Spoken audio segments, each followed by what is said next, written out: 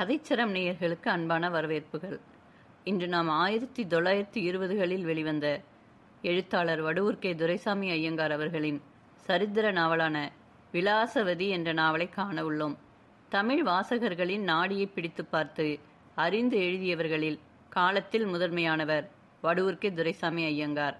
இவர் ரெய்னால்ட்ஸ் போன்ற ஆங்கில நாவலாசிரியர்களின் கதைகளை தழுவி எழுதியதோடு நின்றுவிடாமல் தமிழ்நாட்டின் சமகால சமுதாயத்தை சித்தரிக்கும் பல நாவல்களையும் இவர் எழுதியுள்ளார். அதிகாரம் 7. விலாசவதி தேவிக்கு தனது ஒன்றுவிட்ட சகோதரரான இடும்பாவனம் ஜமீன்தாரின் மீது ஜனங்களுக்கு ஆத்திரம் உண்டாகக்கூடாது என்ற நினைவினால் அவர் அந்த வஞ்சக ஏற்பாட்டில் சம்பந்தப்பட்டிருக்கிறார் என்பதை பகிரங்கப்படுத்த விரும்பவில்லை. விலாசவதி தேவியோடு கூட விக்கிரமாங்க சோழன், அவனது தந்தையான முடிகொண்டாபுரம் சிற்றரசர், குணசேகரபுரம் ஜமீன்தார், கண்ணனூர் ஜமீன்தார், தென்னூர் ஜமீன்தார், அவரது மனையாட்டி மகாராணியினது உயிர்த்தோழிகளான லலிதாங்கி, மோகினி, திலகவதி, மாலினி, அமிர்தலிங்க சோழகர் மற்றும் முக்கியஸ்தர்கள் இருந்தனர். அந்த பரிவாரத்தில் இருந்த ஆண்பாளர் எல்லோரும் வழக்கப்படி நல்ல ஆயுதங்களை எல்லாம் தரித்திருந்தனர். அவளை சுற்றிலும், விலாசதேவியை சுற்றிலும் 4 உயிர்த்தோழிகள் சூழ்ந்திருந்தனர். அவர்களுக்கு அடுத்தாற்போல முடிகொண்டாபுரம் சிற்றரசர், அவரது குமாரரான விக்கிரமங்க சோழ ஆகிய இருவரும் தொடர்ந்து வந்தனர். இளவரசியின் பரிவாரம் நிரம்பவும் விரைவாகவே பிரயாணம் செய்யத் தொடங்கின. இலங்கையில் உள்ள விலாசவதி தேவியின் அம்மான் அவளது கல்யாண விஷயமாக ஏதோ நிருபம் அனுப்பியிருப்பதாக முடிகொண்டாபுரம் சிற்றரசனான விக்கிரமாங்க சோழன் அறிந்து கொண்டானாகையால் அது தனக்கும் அவளுக்கும் கல்யாணம் நடக்கும் சம்பந்தமாக எழுதப்பட்ட கடிதம் என்றும் அவள் தன்னையே மணக்க வேண்டும் என்று அவர் எழுதியிருப்பார் என்றும் அவன் உறுதியாக எண்ணிக்கொண்டான். இலங்கை தீவிலிருந்து கடிதத்தை எடுத்து வந்தவரது பெயர் சோமசுந்தர சோழகர் என்பதையும் அவன் கேட்டு தெரிந்து கொண்டிருந்தான். ஆகையால் அவன் விலாசவதி தேவி என்றை நெருங்கி, இலங்கையிலிருந்து நாம் எதிர்பார்த்த முக்கியமான கடிதம் வந்தது நிஜம்தானே என்று விலாசவதியை நோக்கி நயமாக மொழிந்தான். விலாசவதி தேவி ஆம், உண்மைதான் என்று மறுமொழி கூறிய வண்ணம், எங்கே, இலங்கையிலிருந்து வந்த மனிதரை காணோமே, அவர் ஒருவேளை பின்னால் தங்கியிருப்பாரோ என்று பார்த்தாள். பின்னர் தனது பின்பக்கமாக வந்து கொண்டிருந்த அமிர்தலிங்க சோழகரை நோக்கி, என்ன சோழகரே, இலங்கை தீவிலிருந்து வந்த மனிதர் எங்கே என கேட்டாள். உடனே அமிர்தலிங்க சோழகர் தமது குதிரையை இடித்து ஊக்கி சிறிது முன்னுக்கு வந்து, நாம் புறப்படுவதற்கு 2-3 நாழிகை சாவகாசத்துக்கு முன்னதாகவே அவர் புறப்பட்டு வேவு பார்ப்பதற்காக ஜெயம்கொண்ட சோழபுரத்தை நோக்கி போய்விட்டார். பாதையில் அபாயம் ஏதாவது இருக்குமானால் அவர் உடனே திரும்பி வந்து நம்மை எச்சரிக்கலாம் என்ற கருத்தோடு அவர் புறப்பட்டு முன்னால் போயிருக்கிறதாக தெரிகிறது. நம்முடைய முடிகொண்டாபுரம் இளவரசரின் மெய்க்காவலருடைய குதிரை நிரம்பவும் அருமையான குதிரை, அதன் மேல் ஏறிக்கொண்டு அவர் விரைவாக போயிருக்கிறார். அவர் அதி சீக்கிரத்தில் திரும்பி வந்து பாதையின் நிலையை தெரிவிப்பார் என்று நினைக்கிறேன் என்று வணக்கமாக கூறினார். உடனே விக்கிரமாங்க சோழன், ஓஹோ, அவன் மகா காரியமாக முன்னால் போயிருக்கிறானோ, அவனை யார் முன்னால் போக சொன்னது? அவன் இந்த அகாலத்தில் வருவதைக் கொண்டு நாம் இப்போதே வருகிறோம் என்பதை நம்முடைய எதிரிகள் யூகித்துக் கொள்ள மாட்டார்களா? இது யாருடைய யோசனை? அவன் போனாலும் வேறு ஏதாவது ஒரு குதிரையில் ஏறிக்கொண்டு போகாமல் எல்லாவற்றிலும் முதன்மையான குதிரையைத்தான் கொண்டு போக வேண்டுமா? என்னுடைய மெய்க்காப்பாளன் தன் குதிரை தனக்கில்லாமல் போய்விட்டதை பற்றி வருத்தப்படுவது இவ்வளவு அவ்வளவல்ல. நீங்கள் இப்படி செய்யலாமா? அவனவன் செய்ததே சட்டமாக இருக்கிறதே என்று அமிர்தலிங்க சோழகரை நோக்கி கடுமையாக மொழிந்தான். அதை கேட்ட விலாசவதி தேவி, இந்த அபாய காலத்தில் நமக்கு நன்மை செய்ய வேண்டும் என்ற கருத்தோடு நமக்கு முன் புறப்பட்டு போனது அவருடைய வீரத்தன்மையை தெளிவாக எடுத்து காட்டுகிறது என்று வேறல்ல. ஆகையால் முக்கியமான குதிரையை அவர் உபயோகப்படுத்தி கொண்டால் அதனால் நமக்கு நன்மையே அன்றி கெடுதல் உண்டாக போவதில்லை. நம்மோடு கூடவே மெதுவாக வரும் இந்த மெய்க்காப்பாளன் முதல் தரமான அந்த குதிரையை வைத்துக்கொண்டு என்ன செய்ய போகிறான்? இப்பொழுது அவன் சவாரி செய்யும் குதிரையும் நன்றாகத்தானே இருக்கிறது என கூறினாள்.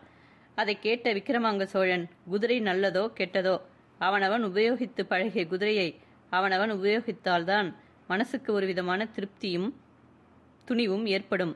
என்னுடைய மெய்க்காப்பாளன் நல்ல பலசாலி. ஏதாவது அபாய சமயம் நேருமானால் அவன் சுமார் 50 பேரை எதிர்த்து தாக்கக்கூடியவன். அவனுடைய சொந்த குதிரை இல்லாமல் போனது அவனுக்கு வலது கையே முறிந்து போய்விட்டது போல இருக்கிறது என கோபமாக கூறினான்.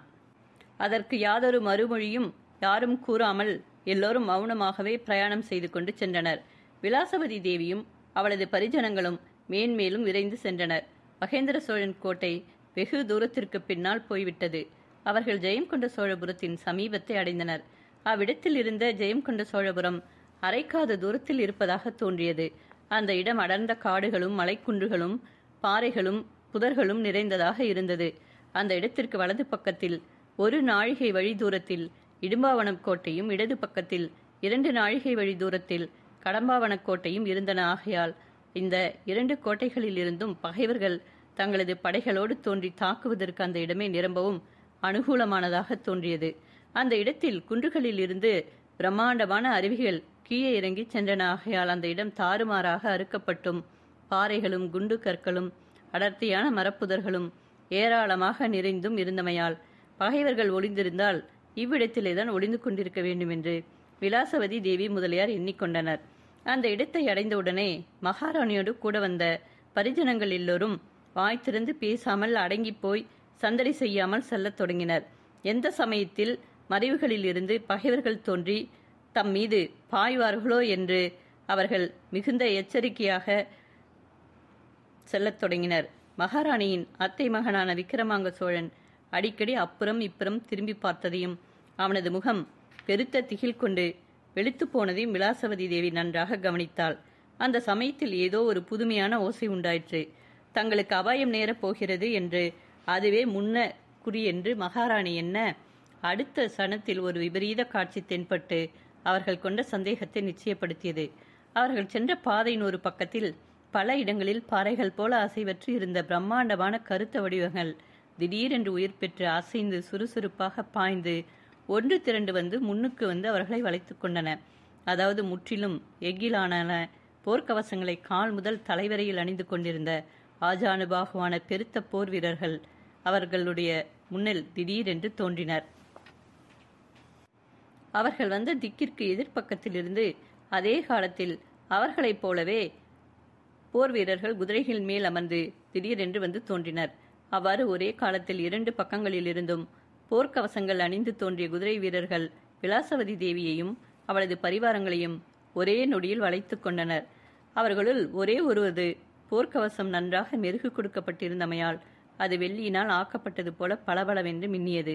அதன் தலையின் மீது பிரம்மாண்டமான மயில் தொகை மரம் முளைத்தது போல சொருகப் பெற்று காற்றில் அசைந்து ஆடிக்கொண்டிருந்தது. அந்த மயில் தொகை கருப்பு நிறம் தோய்க்க பெற்றிருந்ததாகவும் தெரிந்தது. அவ்வாறு போர்க்கவசத்தின் உச்சியில் மயில் தொகை அணிந்து கொள்வது சேனை தலைவர்களுக்கே உரியதாகையால் அந்த கருப்பு தொகை அணிந்த மனிதரே அந்த போர் வீரர்களின் தலைவர் என்பது எளிதில் தெரிந்தது. விலாசவதி தேவியின் படை வீரர்கள் இது யாருடைய சதியாலோசனையோ தெரியவில்லையே, ஒரு கை பார்த்து விடுவோம் என்று கூறிய வண்ணம் தங்களது பட்டாக்கத்திகளை உரைகளில் இருந்து சடார் என்று உருவி உயர்த்தி பிடித்தனர். குணசேகரபுரம் ஜமீன்தார், கண்ணனூர் ஜமீன்தார், தென்னூர் ஜமீன்தார் முதலியோர் நல்ல வீரர்கள் ஆகையால் அந்த சமயத்தில் தம்மால் இயன்ற வரையில் பாடுபட்டு போர் புரிந்து மகாராணியை காப்பாற்ற வேண்டும் என்ற எண்ணத்தோடு முன்னுக்கு வந்து எதிரிகளை அணுகினர். மகாராணியின் அத்தை மகனான விக்கிரமாங்க சோழன் முன்னுக்கு சென்று போர் புரிய ஆயத்தமாகிறவன் போல காட்டிக்கொண்டான். மகாராணியின் அந்தரங்க காரியதரிசியான அமிர்தரங்க சோழகரும் மகாராணிக்கு பெரிதும் அபாயம் சம்பவித்து விட்டது என்பதைக் கண்டு ஒரு நொடிக்குள் மகாராணியின் பக்கத்து ஆண் பிள்ளைகள் பகைவர்களை எதிர்த்து போர் தொடுப்பதற்கு ஆயத்தமாயினர். அந்த சமயத்தில் அரசியலனங்கையான விலாசவதி தேவி கணீர் என்று சப்திக்கும் தனது குரலை வெளிப்படுத்தி எல்லோரோடும் கேட்கும்படி பேசத் தொடங்கி, என்னுடைய அன்பார்ந்த பிரஜைகளே, பிரபுமார்களே, பதற வேண்டாம். எதிரிகளோடு அனாவசியமாக போர் தொடுக்க வேண்டாம். பொறுங்கள்.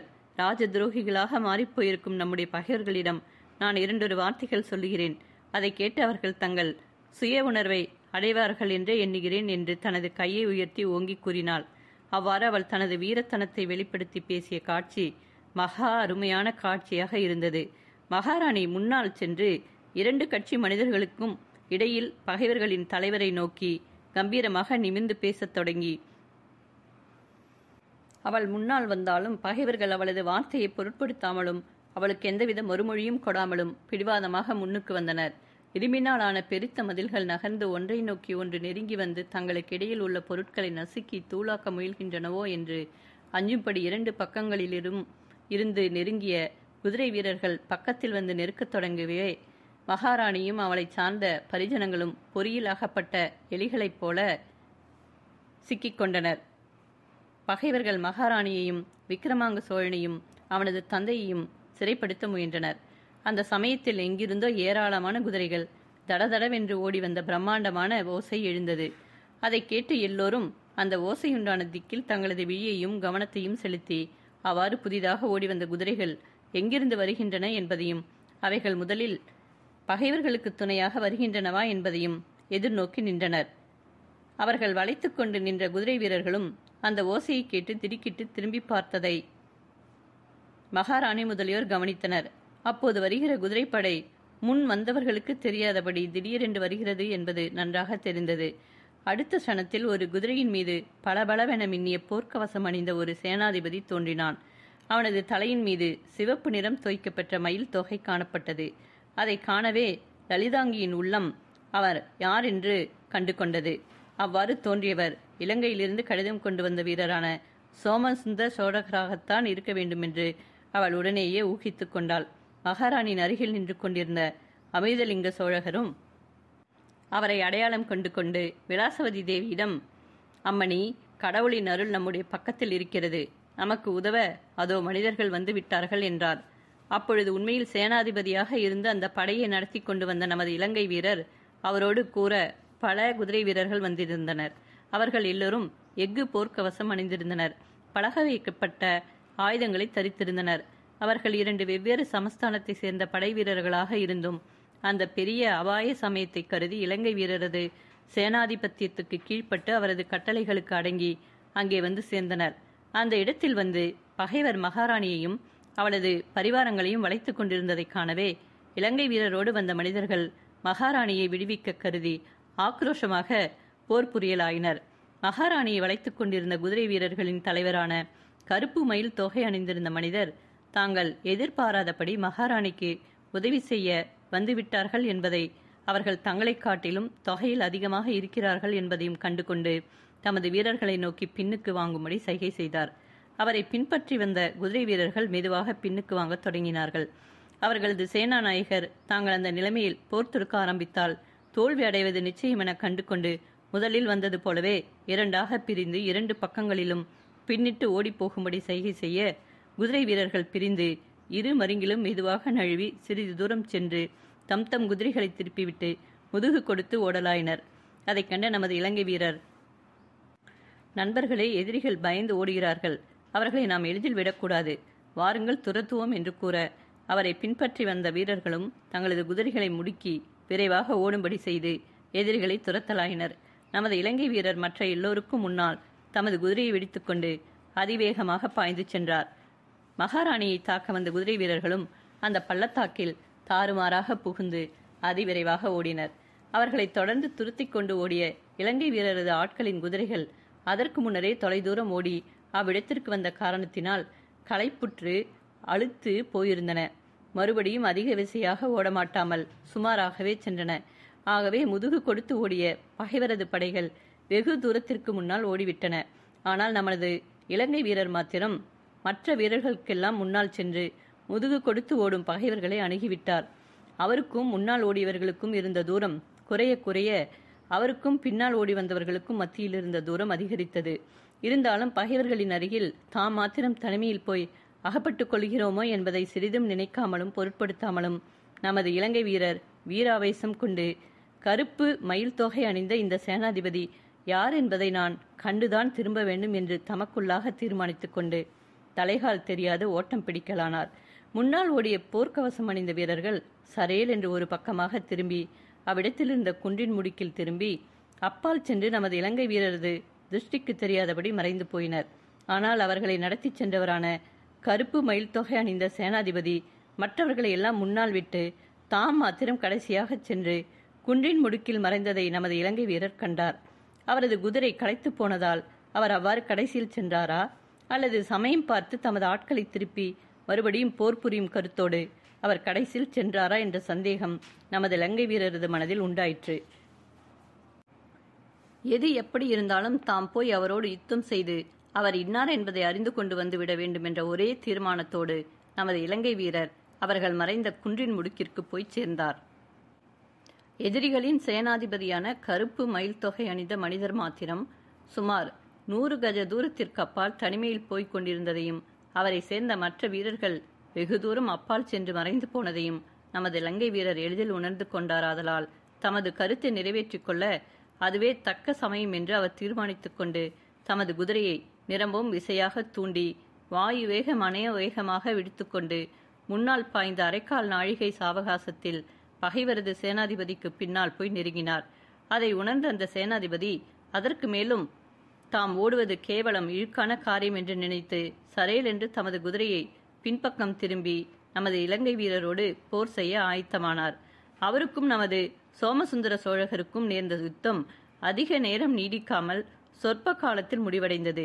இரண்டு சேனாதிபதிகளும் தம் தம் ஈட்டிகளை உபயோகித்து போர் செய்வதில் நமது சோமசுந்தர சோழகர் மகா அற்புதமான திறமையையும் அனுபவத்தையும் வெளிப்படுத்தி ஒரு நொடியில் தமது பகைவரை மேற்கொள்ள நிரம்பவும் அலையழிக்கப்படுவதை தாங்காமல் கருப்பு மயில் தொகை அணிந்த சேனாதிபதியின் குதிரை மிகவும் தத்தளித்து தடுமாறி கடைசியில் கீழே சாய்ந்து விட்டது. அதன் மேல் உட்கார்ந்திருந்த சேனாதிபதியும் தமது பெருத்த கனமான போர்க்கவசத்தோடு தரையில் வீழ்ந்து விட்டார். அவ்வாறு குதிரையும் போர்க்கவசமும் கல்தரையில் முத்துண்டதால் தடார் என்ற பெருத்த ஓசை உண்டாயிற்று. உடனே நமது சோமசுந்தர சோழகர் பாய்ந்து தமது வலது காலை அவரது மார்பின் மேல் வைத்து பலமாக அழுத்திக் கொண்டாராதலால் தோல்வியுற்ற சேனாதிபதி தமது கால்களை அங்கவடிகளில் இருந்து விடுவித்துக் கொள்ள மாட்டாமலும் எழுந்திருக்க மாட்டாமலும் முற்றிலும் தத்தளிக்கலானார். நமது இலங்கை வீரர் கீழே கிடந்த சேனாதிபதியின் முகத்தை மறைத்துக் கொண்டிருந்த போர்க்கவசத்தின் திறப்பை விளக்க எத்தனித்தார். அதை கண்ட பகைவரது சேனாதிபதி தமது வாயை திறந்து பேசத் தொடங்கி, நீர் யாராக இருந்தாலும் சரி, நீர் என்னை உயிரோடு விட்டுவிடும்படி நான் கேட்டுக்கொள்ளப் போவதில்லை. நான் உம்மிடம் தோல்வி அடைந்து விட்டது நிச்சயமாகையால் நீர் உம்முடைய ஈட்டியின் முனையை உபயோகப்படுத்தி உம்முடைய வெற்றியை பூர்த்தி செய்து கொள்ளும். இப்பொழுது நீர் என் உயிரை நீக்குவதுதான் எனக்கு செய்யக்கூடிய பேருதவி என கூறினார்.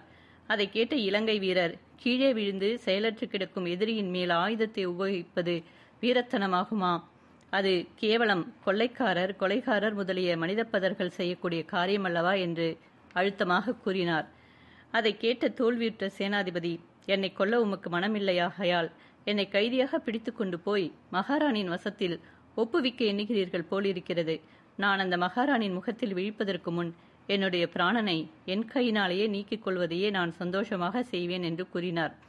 உடனே நமது இலங்கை வீரர், அதற்கும் நான் இடம் கொடுக்க மாட்டேன் என்று ஆத்திரமாக பேசினார்.